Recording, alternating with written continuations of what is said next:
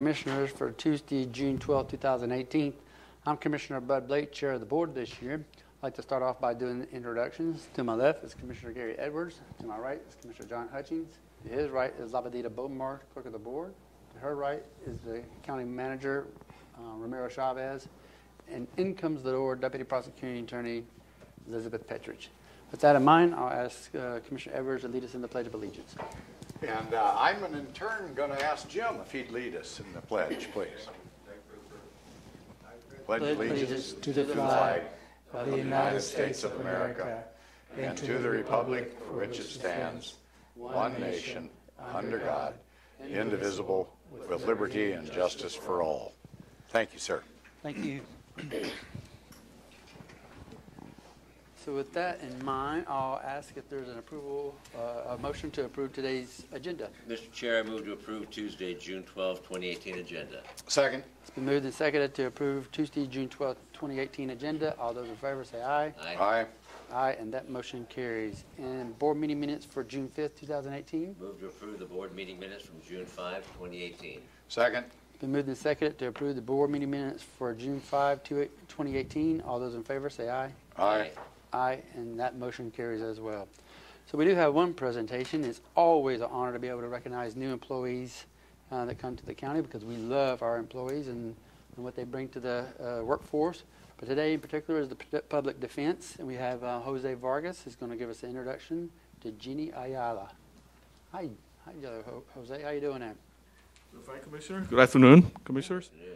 It is my pleasure and honor to introduce our newest member of our fiscal administrative team, Ms. Jenny Ayala. Prior to joining our team, Jenny provided accounting support for the fiscal team at the Thurston County Public Health and Social Services. Jenny also has over 15 years of work experience with the federal government at several military bases in Hawaii, Massachusetts, and Washington State. She also worked for private companies, provided accounting support, and is currently in pursuit of an accounting degree. Oh, wow. Jenny enjoys traveling. We share that one. Spend the quality time with the family. We also share that one. Her interests are cooking Filipino and Puerto Rican food, gardening, and photography. So, it's Jenny Ayala. Yay. Good afternoon, Commissioners, everyone. I am so privileged and honored to be here and to be able to give it. Thank you for giving me the opportunity to meet with you all. I'm very excited to be a part of this team, and I'm looking forward to contributing to the success of the organization and to the team. You bet. To the department. We have questions. So. Yes. Super. No, I'm just looking forward to you saving a lot of money for the county taxpayers. Or spending it the right way. Yeah, Or spend it right. spend wisely. When did you start, Jenny?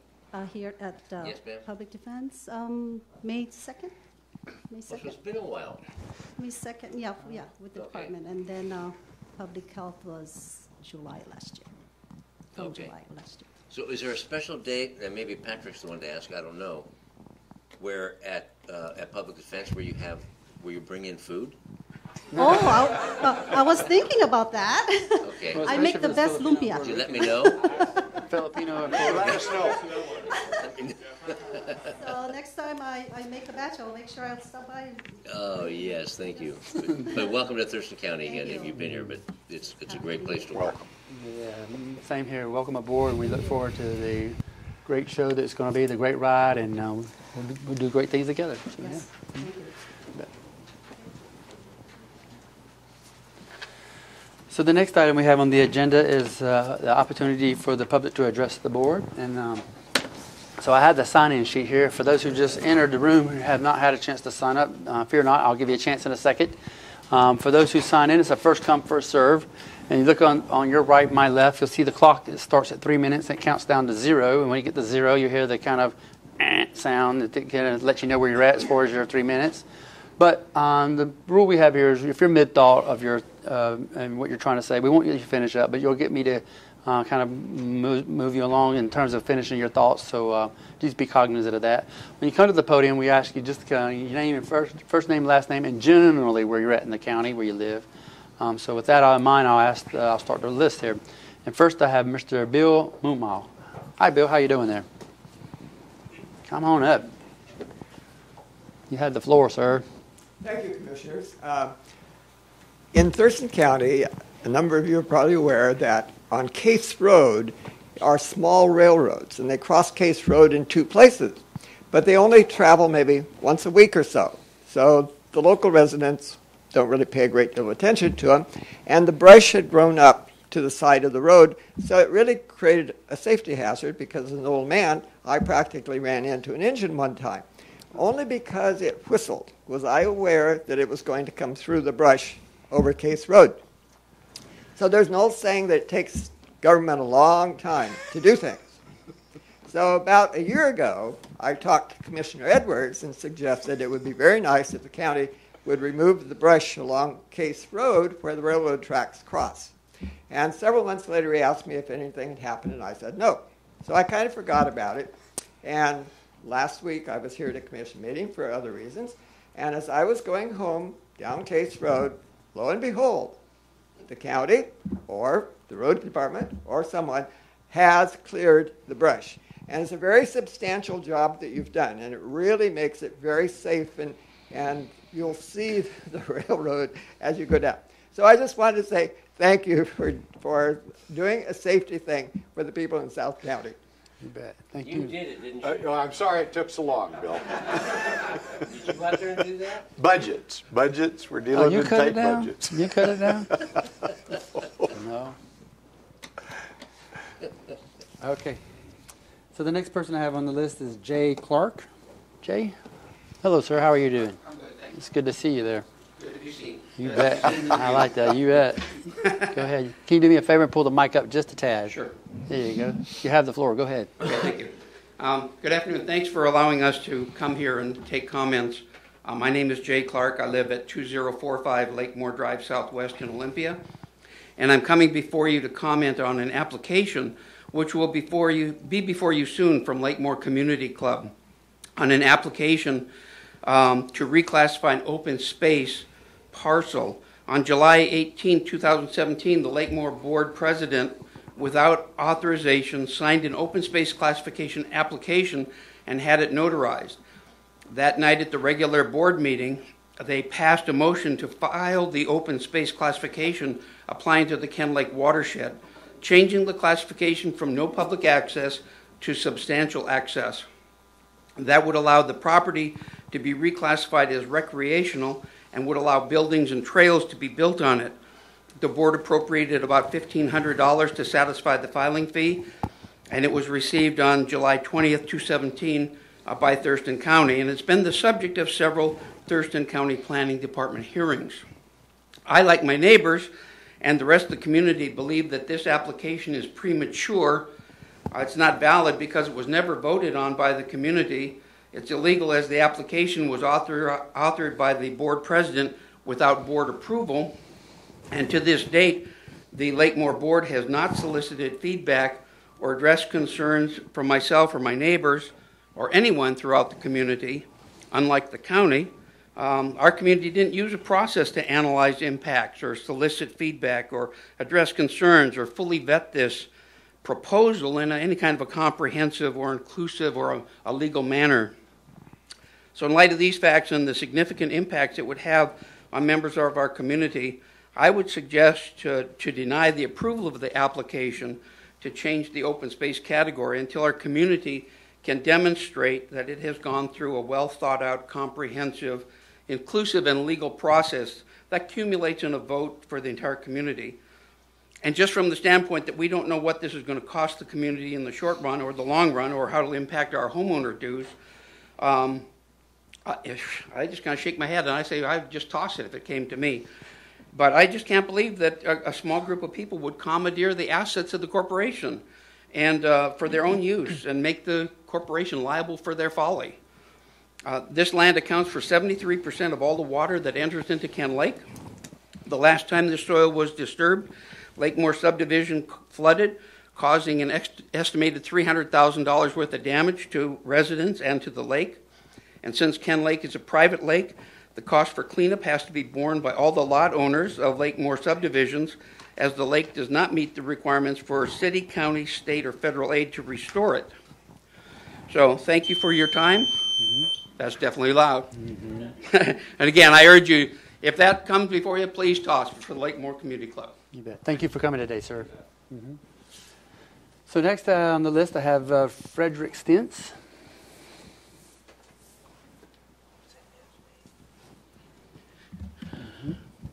Hello, sir. Oops. Uh-oh. You got it? I'm 6'7", so I have to really. Yeah, we appreciate that. Yeah. Okay. Go ahead. You have the floor, sir.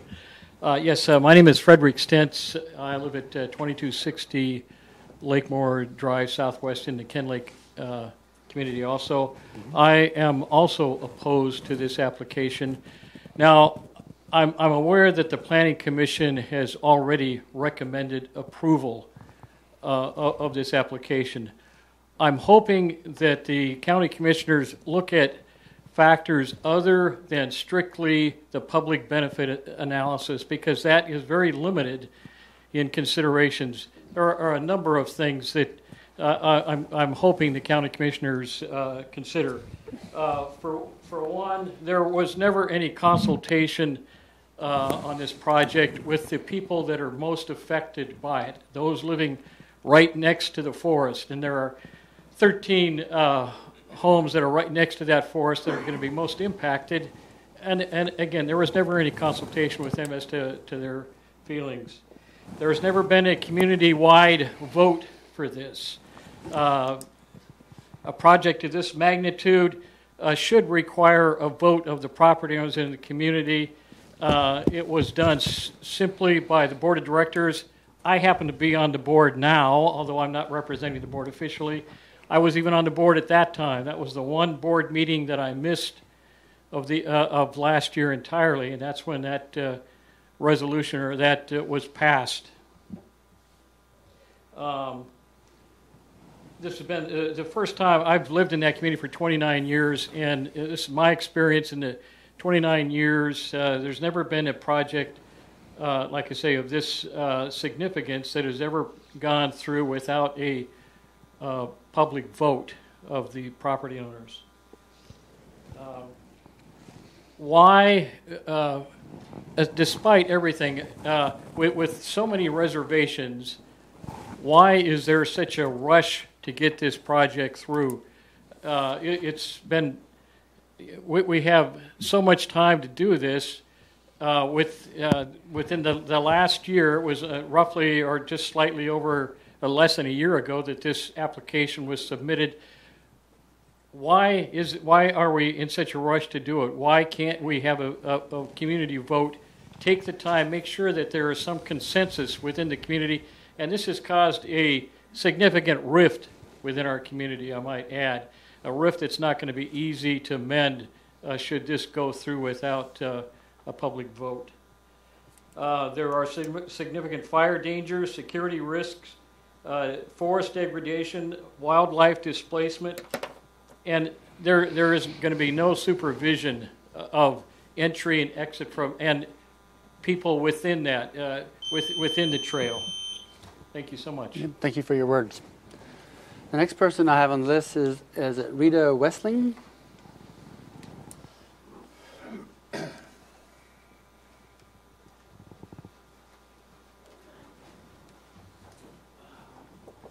Hello, Rita. Hi. Yeah, can you pull the microphone down just a tad for us? There you go, a little bit more. There you go, right there. I'm Rita Westling. I live at 2225 Lakemore Drive for the past 38 years. I would like to comment on the application to reclassify an open space category on parcel 12820120600. We live immediately adjacent to the parcel and will be affected in many ways. No clear set rules or standards have been stated by the special interest group. Safety is a main concern. Being in the county means the sheriff would need to be called if any problem occurs. Sheriff would have to call the fire district rather than the city fire department. Our security person will not patrol the area, leaving it unsecured. I attended the July 18th board meeting in 2017. The board had the 22-acre motion on the agenda. The $1,465 application fee and motion were passed with one board member not present, but approving the motion beforehand. A few days later, I came to the courthouse and received a copy of the application. The application had been signed and notarized the day of the board meeting. Board meetings are held at 6 p.m. I believe this motion was improperly handled and approved. Cost is another example of how this will impact our community. We were told by the trail would be constructed for free. So far, $3,700 is the amount that we were told. We have no idea what this cost will be for our community if approved and how much it will impact our HOA dues. Much more information is needed. I believe this application is premature for the following reasons. The handling of the application by the board. No one approached the homeowners abutting the area about their concern or request or feedback. Many of the new young homeowners abutting the area have children and dogs that will be affected. This has never been addressed. The solution I would suggest is to deny the approval of the application to change the open space category until the Lakemore Community Board has a chance to communicate to the community members in a transparent way and to demonstrate it in a legal manner. Thank you. You bet. Thank you so much for your words. Now let me get to this other one. So the next person I have is Lee River. Mm-hmm.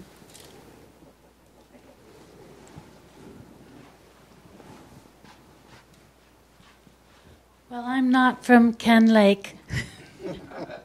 So anyway, that makes it easier. Thank you so much for having these public hearings today. The reason I came in today was about Title 26. Title 26 is a Thurston County code enforcement.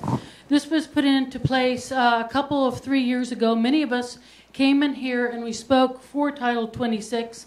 Many of us out in the county have trouble with our neighbors having bunches of old cars leaking oil.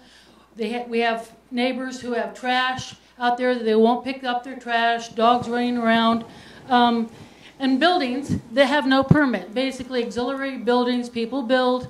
And let's face it, Thurston County budget is to the bone.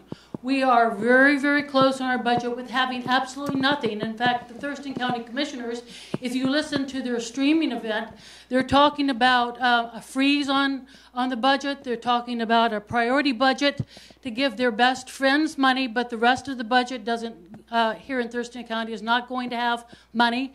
So I suggest you really look at the streaming and hear what these men are saying.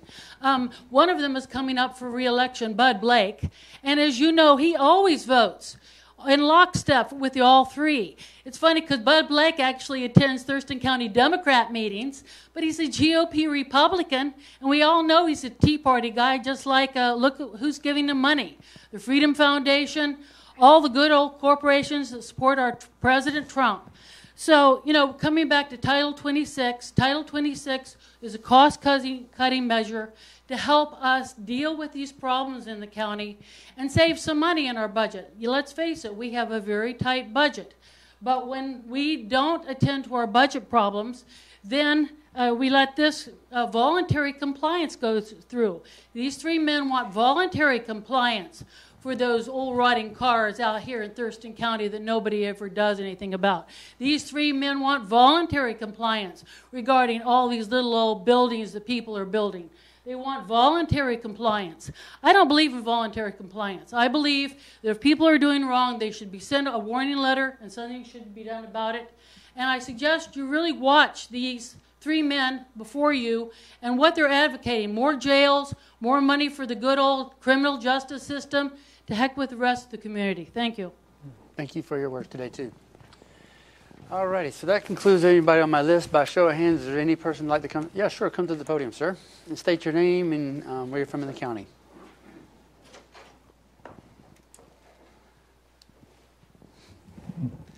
Good afternoon. My name is Jeremy Fox. I live at 2229 Lakemore Drive. I'm here to speak in opposition of the approval to rezone the lot. I apologize. I was running late and I left my speaking points at home, but I'll be brief. My property is adjacent to the city lot property and the county property is behind me. I'm impacted the most with this changing.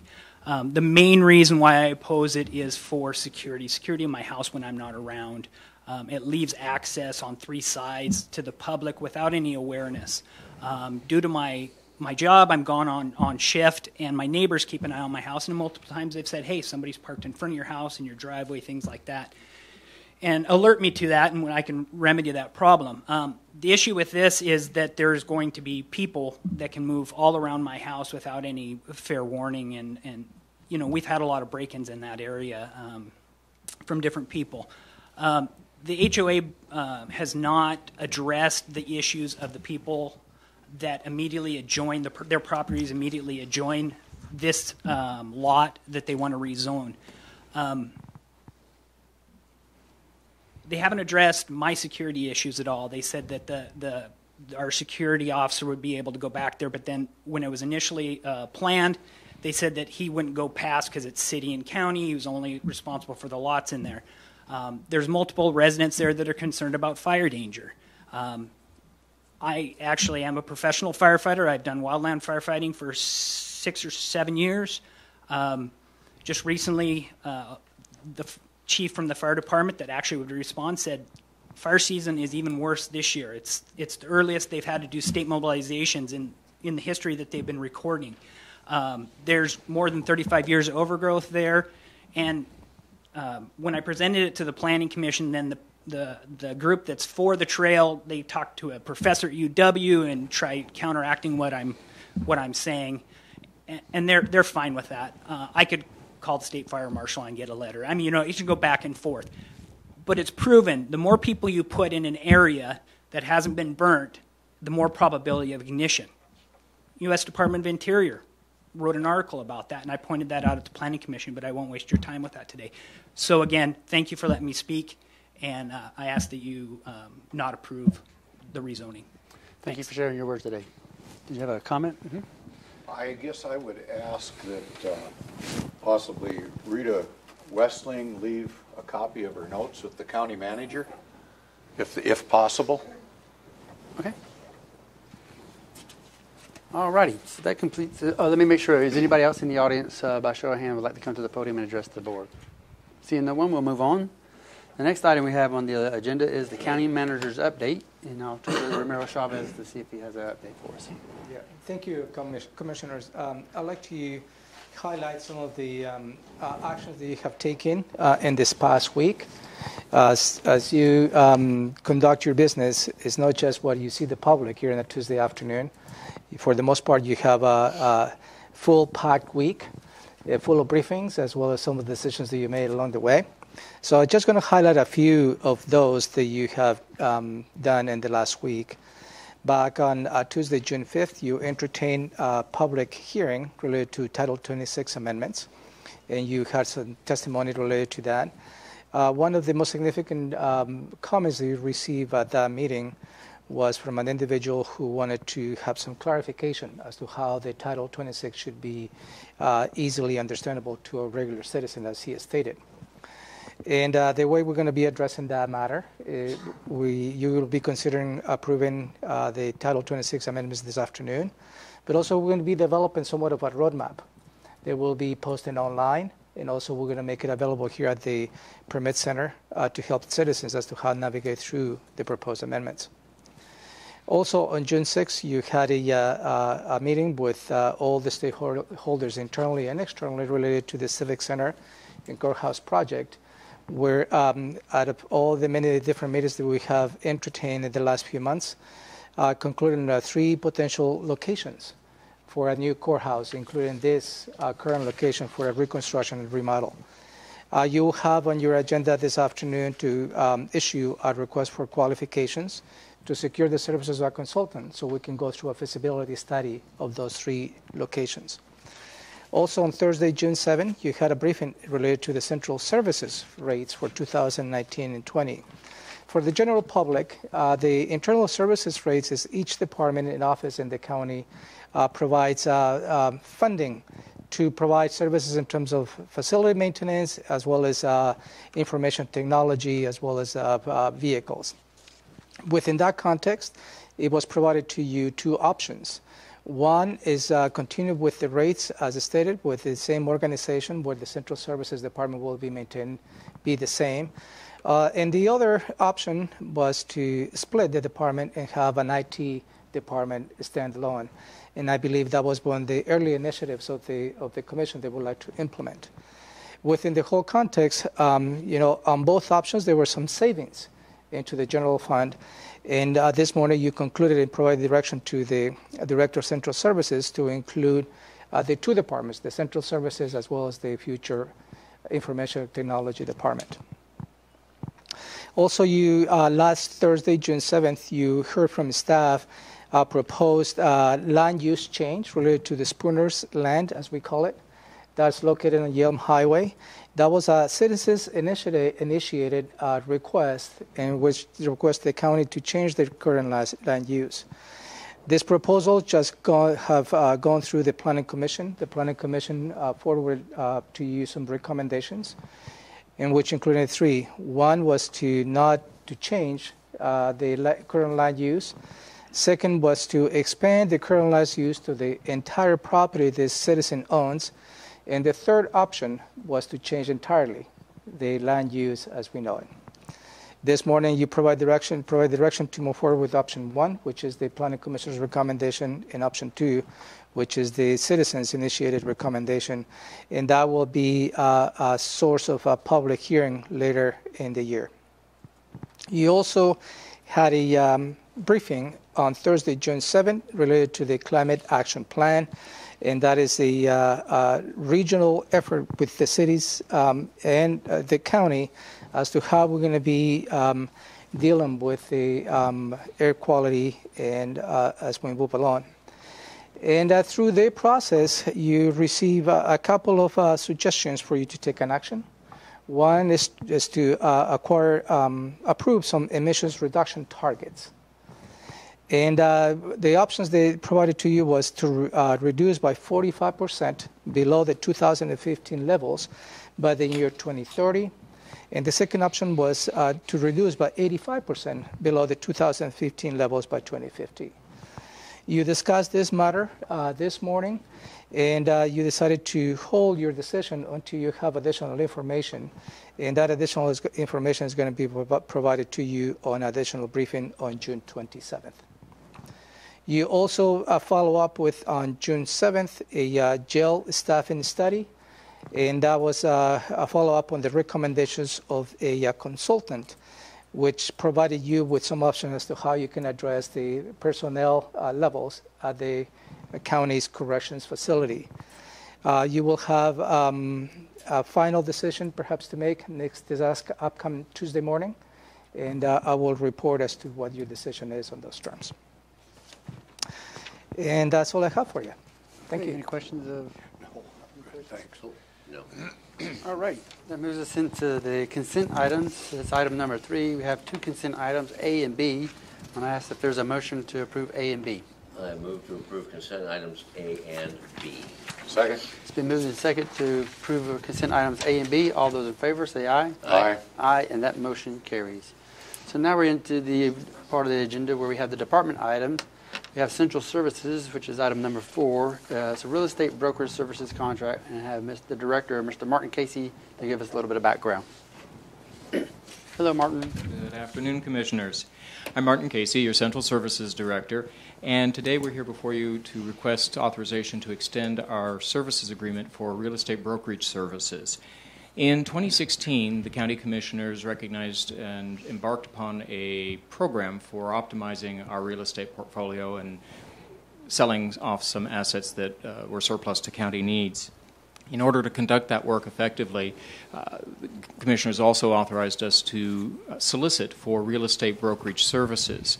After a competitive process that drew 5 firms into submitting proposals, the county selected Kidder Matthews as the successful proposer. And since then, they have successfully concluded a number of transactions to the benefit of the county, selling off properties like the 3400 Montman building and the former McLean property at 5033 Harrison. That initial agreement was for a 2-year period. It contained the option for the county to extend that if we have the desire and need to do so. Looking ahead at the next several years, as Ramiro mentioned just now, there are some potential projects and activities that may require and benefit from brokerage services, and so we are requesting your authorization to exercise that clause under the existing agreement and extend it for 3 more years to July 1st of 2021. Be happy to answer any questions. Any questions, Martin? You covered it all. You did it in depth. Thank you. Great. No. All right, is there a motion? I move to authorize the Central Services Director to execute a 3-year extension of the current real estate brokerage services agreement with Kidder Matthews, effective to July 31, 2021. Second. It's been moved and seconded as stated. All those in favor say aye. Aye. Aye, and that motion carries. Thank you. Thank you so much, Martin.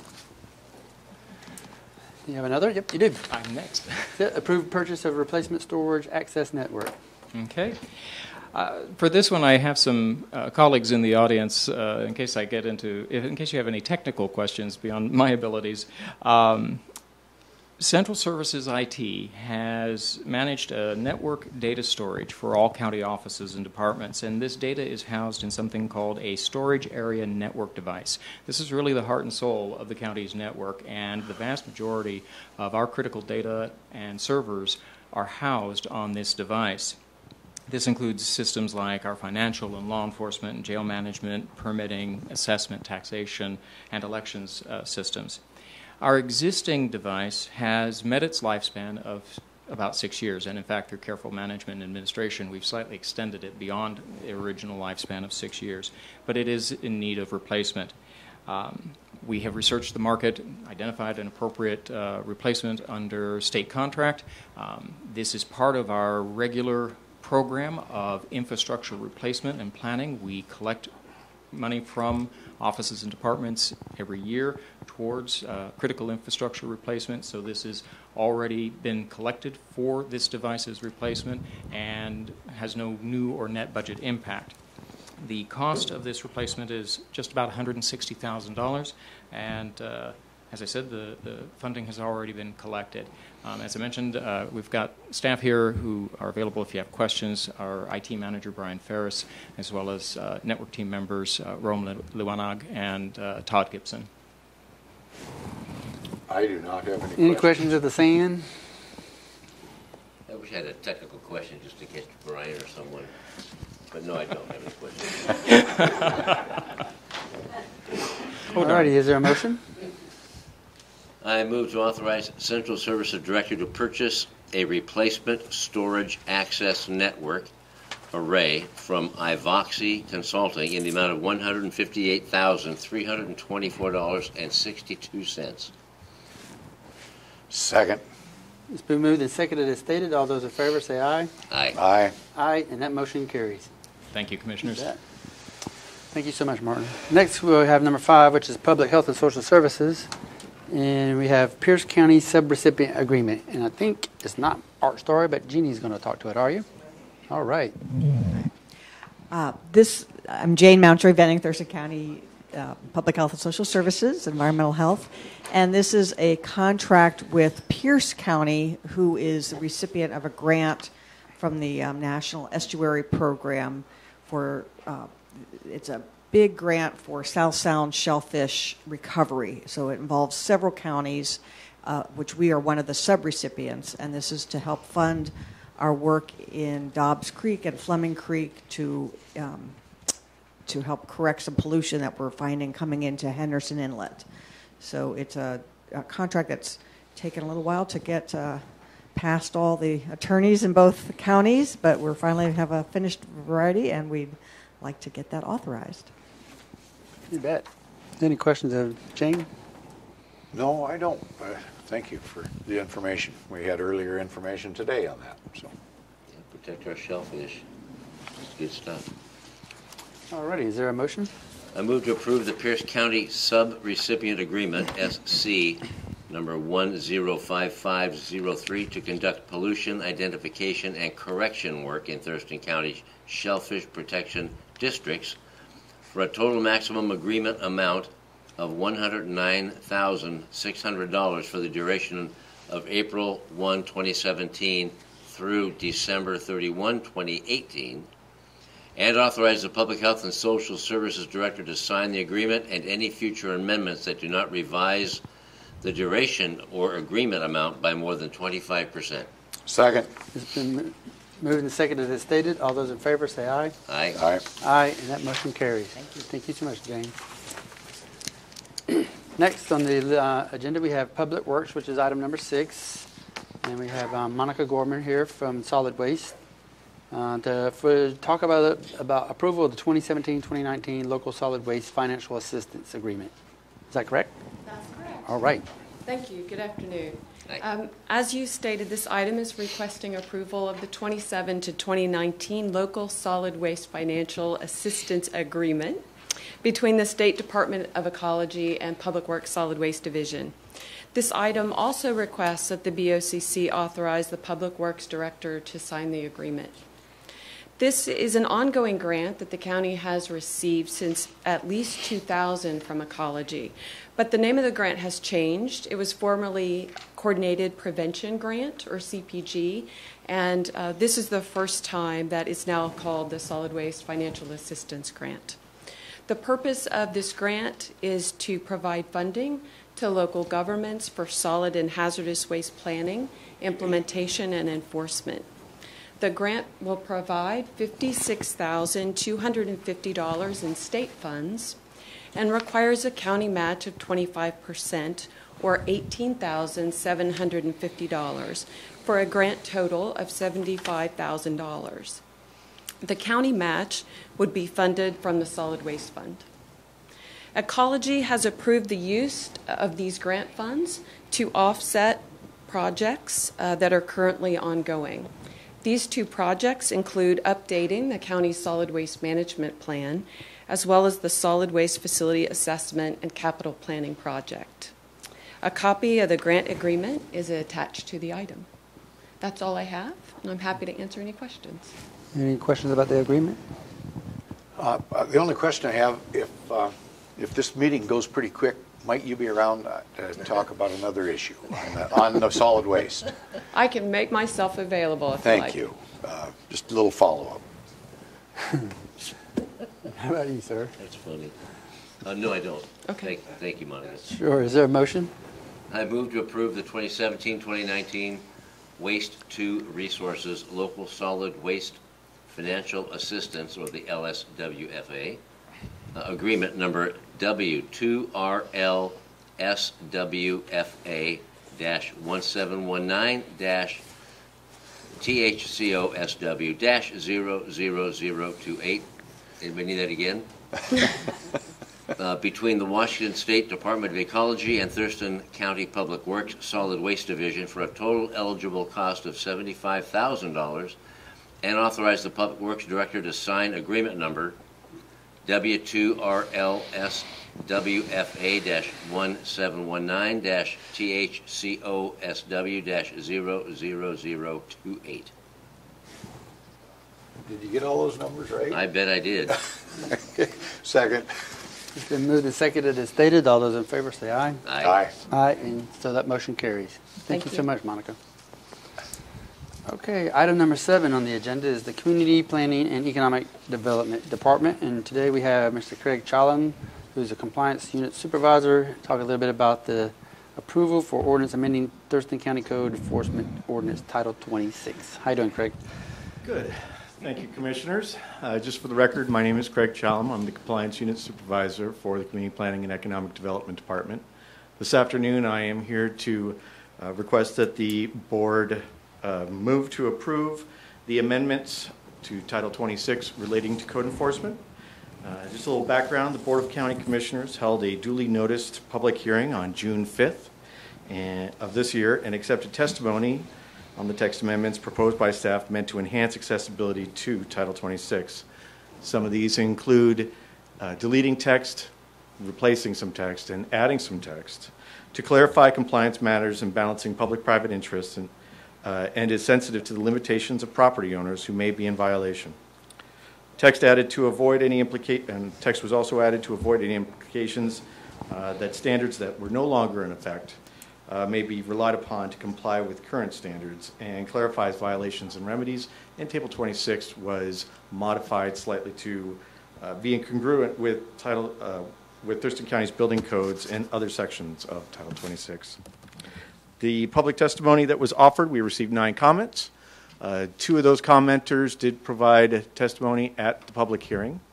The most common themes of those comments were they were all in support of Title 26 in code enforcement, and felt that maybe some of the language diluted some of the authority of staff, and that there could be further clarification or perhaps visual aids. I believe that the County Commissioner Romero has already covered that. I'm available for any questions that you may have. Clarification, I am not a county commissioner. Oh, sorry, County Manager. I apologize. Cool. That piqued my interest.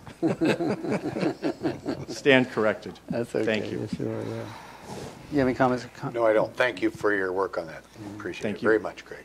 Appreciate your... I have a question, but a comment first, Craig, and that is, I worked with a few police officers in a prior life that had an exceptionally legalistic point of view, and that if it was in the book, you got a ticket.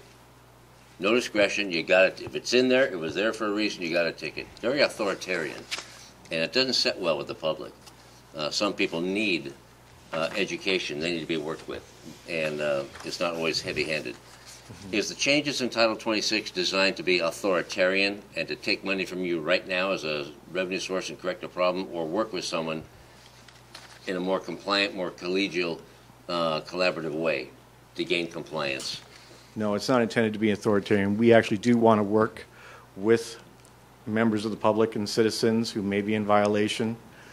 I think that it is going to save us time. We are passing a little bit more of the responsibility onto violators so that we can work with them and they can provide information of their own limitations, so that it's not like, here's your deadline, if you don't have it done, we have to, penalize you. It's not like that. So it's more service-oriented. Yes. But still providing information, as you say. Yes. And if someone is given a warning, and it seems to be an egregious type offense, we'll go after them, I would imagine. Yes. If there are violations that may be posing an imminent threat to life safety or to the environment, we can take action immediately. All right, thank you. Thank you. So it enhances discretion, not removes it. Yes, sir. All right, thank you. That's all. Thank you, sir. My comment is that for the 4 years I've been here and I've watched this go back and forth, I think it's at a very good point to be able to go forward with this, and I really appreciate your work on it and many others that have had input, to include the public. It's been very inspirational to see how this process has worked and come to a point where we can all agree and live by it. So thank you very much. Thank you. So with that in mind, is there a motion? I move to approve an ordinance amending the Thurston County Code Enforcement Ordinance, Title 26. Second. It's been moved and seconded as stated. All those in favor say aye. Aye. Aye, and that motion carries. Appreciate it. Thank you very much, Craig. So now we're at number 8, where commissioners are able to report back as far as any work sessions, assignments, or committee meetings that they've seen in the public, or just in general comments. And I'll ask Commissioner Edwards if he has any to No, lead I'm off. going to pass for now, sir. All righty. How about you, sir? Oh, yes. Oh, yes. And I'm going to front you, too. Okay. I hope you talk about it. Well, okay, we'll try. I attended the Ralph Monroe Trail dedication last week, and it was a pretty doggone cool event. I mean, it was an exceptionally cool event. I know Commissioner Blake has been working on that for a number of years with Dave Pearsall Sr., and it's a well-deserved event, well-deserved renaming and honor for Ralph Monroe, former Secretary of State. So that was fun. I met with Olympia City Councilwoman Renata Rollins at a meet and greet, just a chance to get to know each other as new City Council people come in throughout the county. It's nice to meet with them because we're going to be working together on a variety of issues, sitting on boards and commissions anyway. On Sunday, I participated in the Pride Parade as a PFLAG parent and supporter. And I met yesterday with someone with the Port of Olympia doing an Olympia Vision 2050 Planning and Community Engagement Initiative. And then that I thought was very interesting. Yesterday, I attended the Kiwanis Law Enforcement Officer of the Year ceremony held at Tugboat Annie's, and this is, I think, we'd say 22nd year of doing that. That Kiwanis does to honor and commend Officer of the Year, Deputy of the Year, State Trooper of the Year, Detective, whatever. And it's a very well attended event. And then I met yesterday with Under Sheriff Tim Braniff, Prosecuting Attorney John Thunheim, and a young lady, Kay Smith, regarding developmentally disabled kids and families. And she works for a parent-to-parent organization, and we're trying to provide or create some type of a training compendium for law enforcement in dealing with DD children and or being a support for parents. And then I met this morning with Presiding Judge Chris Schaller. We talked about court issues, specifically the mental health and civil court commitments. That was very engaging as well. She's nice to work with. All right, a few of the items that I've been working on over the last week or so. Also participated in the Capitol Pride Parade on behalf of support of PFLAG and others. In addition to what Commissioner Hutchings said, participated in the renaming of the trail to the Rockman Road Trail, and I just got to make an additional comment that is absolutely great to see how that man has really influenced over 6,000 kids over the number of years, some 300 kids per year for like last 10 years. When he walks into the auditorium, they kind of just stand up and give him a round of applause, ovation that you cannot imagine. It is a spirit you just got to go see it and live it, because he takes them and brings them into the community and shows them what it's all about as far as even a simple thing as a trail can be a health factor piece there, an economic piece there, and an environmental piece there. And it's absolutely phenomenal what he's done. And I've been with him 2 or 3 times. I like going just to see the kids get crazy over him. And so it's super duper good for him. Also attended the Rochester Chamber just to give them a county update on what we're doing here as far as budget, public safety, environmental issues, just in general what the Rochester and Grand Mountain area is going through and will be going through here in the near future as far as developments and what have you. So that's always good. Additionally, Commissioner Hutchings and I sit on the Thurston Mason Behavioral Health Board. We had our governing board meeting in Mason County. We're super excited about where we're at as far as the behavioral health organization.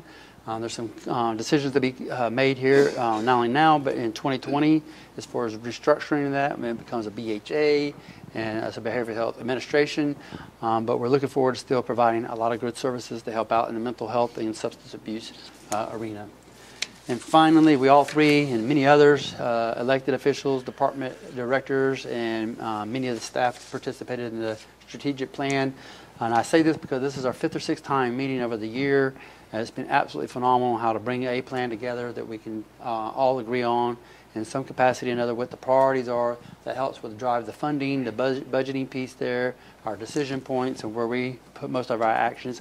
A lot of them are kind of routine, but at the same time, there's new social issues out there, there's new technologies out there, and there's new things that need to be incorporated. And it hasn't been done in a long time. And it's absolutely great to be able to put the brain trust of this county's leadership together and pencil out this strategic plan. And there's more to come, and especially with the community's involvement. There's more to come, and eventually we'll finally get it done. But it's been a great ride. So with that in mind, I'll turn it over to the county manager. Thank you again, Commissioners. Let me walk you through your upcoming week. And the appointments that are going to be mentioned in my report is where at least 2 commissioners will be present. You may have individual appointments on your individual calendars. Those will not be part of my report. Starting tomorrow, Wednesday, June 13th at 2 in the afternoon, you have a briefing related to the proposed fee increases for both Lawrence Lake and Long Lake Lake Management Districts. 2:30 in the afternoon tomorrow, June 13th, you will have a briefing related to the first look. Just for the public's benefit, the first look is part of the FLIP, which is the Felony Leadership Improvement Program, where it's a concerted effort, but all the law and justice partners to how we can reduce the jail population in the corrections facilities here in the county. At 3:30 in the afternoon, you have a briefing on the Thurston County Agricultural Economic Development. Moving on to Thursday, June 14th, at 10 in the morning, you have a special Board of Health meeting where you will be considering two very important resolutions before you. One will be considering declaring a crisis, or the opioid crisis here in Thurston County. And the second, you will consider declaring the homelessness in Thurston County as a crisis as well. I will encourage the public to listen to this to this Board of Health meeting, because I believe this is one of the first steps as to how we need to start addressing those very complicated social issues that we have in front of us. Also, Thursday, June 14 at 4 in the afternoon, you will be participating on Flag Day ceremony, which is going to be located in the Lacey Civic Plaza in the South Center. Friday, June 15 at 8 in the morning, you will be attending the study, which is the South Thurston Economic Development Initiative. Moving on to Monday, June 18th, at 10 in the morning, you will have a field trip to a local business called Alafia, located on 8109 River Drive Southeast in Tumwater. At 3 in the afternoon on June 18th, you will have your regular Thurston Tribes Coordinating Council meeting. And at 5 in the afternoon, you will have your executive seminar, and this is related to disaster recovery. And that is going to be located on the Thurston County Emergency Coordinating Center, located in 9521 Tiller Road, Olympia. And then that will take us to next June 19, next Tuesday, where we'll be reviewing the agenda in the morning for the afternoon board meeting. That's all I have for you today. Any questions of the county manager? No. Any questions? No, sir. All right. Any other items, comments? Nope. Is there a motion to adjourn? I do. I just have one comment, though. It's not regarding the county manager, and that is to our solid waste manager, Monica Gorman. I'm sorry, Commissioner Edwards is holding you after class today. Mr. Chair, I move to adjourn the Board of County Commissioners meeting of June 12, 2018. Second. It's been moved and second to adjourn June 12, 2018. All those in favor say aye. Aye. Aye. Aye, and that motion carries. Thank you so much. We adjourn.